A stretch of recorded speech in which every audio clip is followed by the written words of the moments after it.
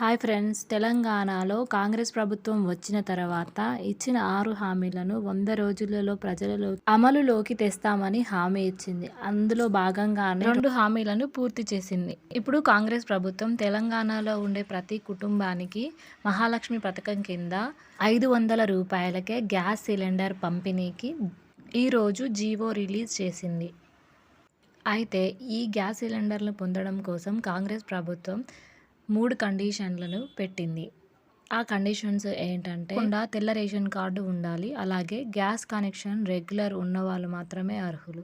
అంతేకాకుండా మొన్న జరిగిన ప్రజాపాలనలో లబ్ధిదారులు అప్లై చేసుకొని ఉండాలి. ఒకవేళ మీరు తెల్ల రేషన్ కార్డుకి అర్హులు అయినప్పటికీ కార్డు మీకు ఇంకా రాకపోతే మొన్న జరిగిన కొత్త తెల్ల రేషన్ కార్డుల దరఖాస్తు ప్రక్రియలో పేరు నమోదు చేసుకున్నా కూడా మీరు అర్హులుగానే గ్యాస్ సిలిండర్ని పొందవచ్చు. ఇంకా నేటి నుంచి కొత్త గ్యాస్ సిలిండర్లు కేవలం 500 రూపాయలకే తెలంగాణ ప్రజలకు అందుబాటులో ఉంటాయి.